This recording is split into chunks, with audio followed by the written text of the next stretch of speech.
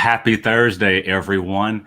Today is Data Talk Thursdays with Dan. Today's topic is minimum requirement mindset.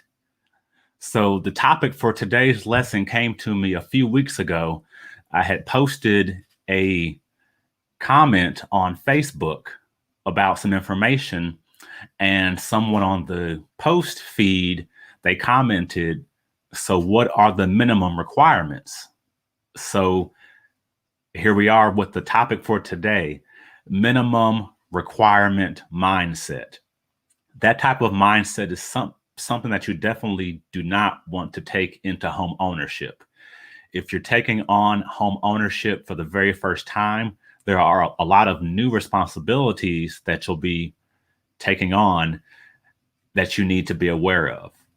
Now, what I'll do now is share a few slides with you, some information about home ownership and the path it takes to get from renting to home ownership.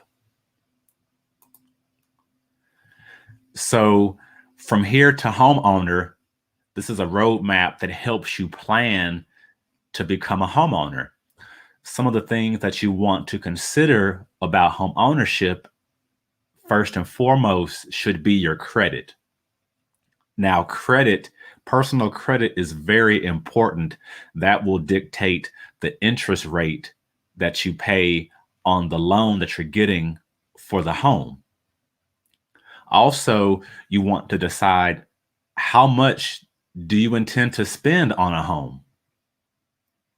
Where you're renting at currently, you may want to stay within that range of your monthly rental payment, but realize there'll be additional expenses that you didn't pay when you were just renting. Also, think about different mortgage options. There are conventional mortgages, there are FHA mortgages, there are also VA mortgages and USDA mortgages. So you want to work with a lender as well as a realtor to understand what's the best option for you. Now, once you get past the mortgage options and how much you intend to spend, then you want to begin the process of applying for pre-approval. Now, pre-approval is much different than pre-qualification. A pre-qualification doesn't require you to submit very much, if any, documentation to a lender. But when it's time for the pre-approval process, they're going to want to see certain documents from you.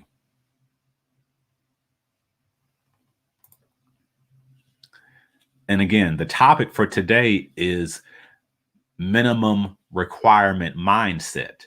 Now, this document right here shows just some of what a lender may require from you, but this is just the minimum. So think ahead before the pre-approval process. Of course, you'll have to provide your identification and your social security card. You also will have to provide your pay stubs from your current job. You'll also need to provide the previous 2 years tax returns. In this example, if the person bought the home in 2017, they would have had to provide 2017's taxes as well as 2018 taxes if they closed prior to or after the tax period in 2017. Also, you'll have to provide bank statements for the previous 2 months. Now, a few things that are not on here that many lenders will also ask for: any account that you may have funds or monies in, they'll want to see those statements. So Social Security, if you're at that age, your 401k statements, any mutual funds or stocks, assets you have, they'll want to see those documents. Also, maybe you have other property that you own if you're not a first-time home buyer, or you've acquired property that's passed down to you from other family members that you chose not to live in, but chose to rent that property out, they're going to want to see that documentation for the property to make sure you don't owe anything on the property. But if you do owe, they will factor that amount into your debt to income ratio. So again, the items on the screen here are just some of the minimum requirements that a lender will want to see from you. Now, as you work through the pre-approval process, once you get pre-approved, that will dictate how much the lender is willing to extend to you for the mortgage. You don't have to use the entire amount that the mortgage company allows you to use. It's best if you use less than the amount that they provide to you, because as a first-time home owner, you don't want to be upside down with your expenses. So living check to check, because all you can afford once you get the mortgage is your monthly payment. Keep in mind, there'll also be additional expenses for repairs. Anything that may go wrong that was handled while you were renting will be now handled by you. Now, looking closer at this roadmap, you have the pre-approval here in orange. But as you begin your home search, think about where you want to locate. Do you want to remain close to where you currently have your children in school? Or do you want to be close to where you work? There are definitely lots of things to consider when you're going through the home search. Also, as you think about where you want to live at, how close is it to the amenities, shopping, groceries, the places that you frequent most? How close is the home you're living in? How close will that be to where you frequent the most? So once you figure out where you want to live, the area of the city, then you start that home search, and then you begin to look at property. Now, every property will be unique. There'll be 2-bedroom homes you look at. There may be 3-bedroom homes that you look at. You would have had this discussion with your realtor before you began that home search. But even during the home search, sometimes your wants and your needs, those must-haves and things you can do without, may slightly change during the home buying process. So keep that in mind and stay flexible. Now, after you decide on a home that you want to put an offer on, then you'll let your realtor know that you want to submit an offer. When you submit an offer, you will also include with the offer earnest money for your deposit that will go to the title company. And then also you'll have inspection fees once that offer is accepted. Now, if the offer is declined, your home search will continue. But let's assume that the offer is accepted and then you submit your earnest money.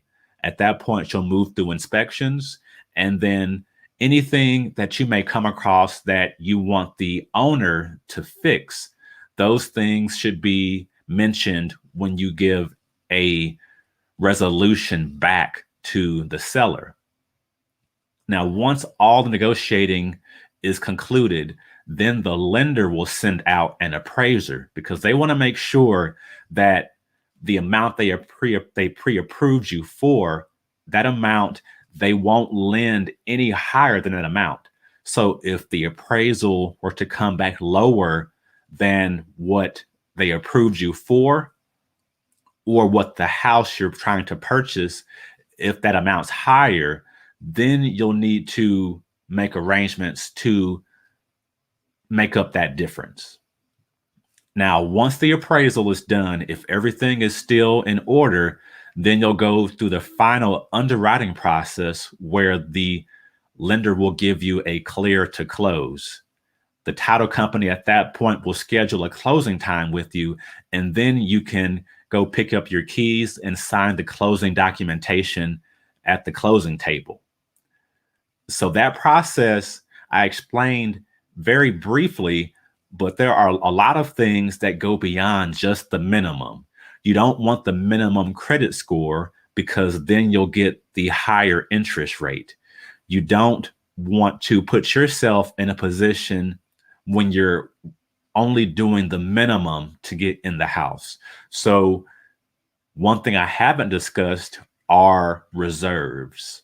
Now, a lender, when they approve you for that mortgage, they'll also make mention of reserves. So let's assume that your monthly mortgage payment is $1,000. Typically, a lender will want to see 3 months of reserves in an account for emergencies. So if you have a mortgage of $1,000, 3 months of reserves will be $3,000. So the mindset of minimum requirements are something that you definitely want to get out of the habit before you become a homeowner.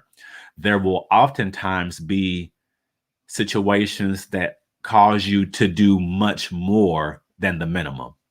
Now, if you have questions about home ownership, give me a call. You all have a great day.